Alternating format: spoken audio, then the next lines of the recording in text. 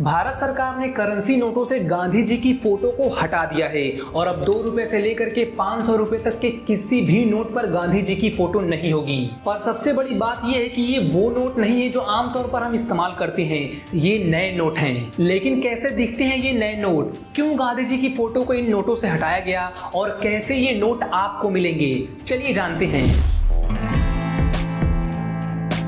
ये नए नोट एक तरह की डिजिटल करेंसी हैं जिसे भारत सरकार ने नाम दिया है ई-रूपी। ई-रूपी हमारे इन फिजिकल नोटों के ही बराबर है, सिर्फ ये उनका एक डिजिटल फॉर्म है, क्योंकि आरबीआई यानी reserve bank of India he in digital और फिजिकल दोनों नोटों को जारी करता है। और अब देखते हैं कि आखिर ये दिखते कैसे हैं। तो इस ई-रूपी में कुल 10 अलग अलग तरह के नोट और सिक्के हैं, जिनमें 50 पैसे और 1 रुपए के सिक्के हैं, 2 रुपए का नोट, 5 रुपए का नोट, 10 रुपए का नोट, 20, 50, 100, 200 और 500 रुपए के नोट शामिल हैं। हमारे फिजिकल और इन ई नोटों में जो सबसे बड़ा अंतर है, जो सबसे बड़ा बदलाव है, वो है इन ई नोटों पर गांधी जी की फोटो का ना होना। इसके अलावा इन दोनों नोटों पर सारी चीजें सेम हैं, चाहे वो गवर्नर का सिग्नेचर हो, आरबीआई की मोहर हो, नोटों का सीरियल नंबर हो, सारी चीजें सेम हैं। ई रूपी क्या है ये तो जान लिया, लेकिन अब ये सवाल आता है कि हम और आप इस ई रूपी को इस्तेमाल कैसे कर सकते हैं।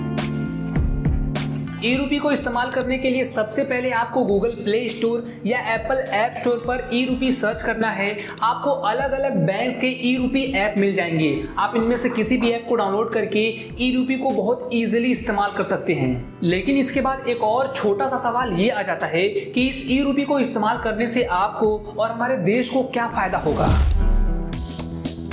सबसे पहला और बड़ा फायदा यह है कि देश का बहुत सारा वो पैसा बचेगा जो इन फिजिकल नोटों की प्रिंटिंग मेंटेनेंस में खर्च होता है, क्योंकि फिजिकल नोटों के कंपैरिजन में ई-रूपी को बनाने में बहुत कम पैसे खर्च होंगे। और दूसरा ये कि ई-रूपी को इस्तेमाल करने के लिए आपका बैंक अकाउंट होना भी जरूरी नहीं है, तो इस ई-रूपी को कोई भी इस्तेमाल कर सकता है, चाहे वो कोई गाँव का आदमी हो, किसान हो, हाउसवाइफ हो या कोई शहर में रहने वाला इंसान हो, सभी ई-रूपी को इस्तेमाल कर पाएंगे। तो आज की इस वीडियो में बस इतना ही, लेकिन मैं आपसे यह जानना चाहता हूं कि क्या इन ई-रूपी नोटों पर गांधी जी की फोटो होनी चाहिए या नहीं। कमेंट में हमें बताइए। जय हिंद।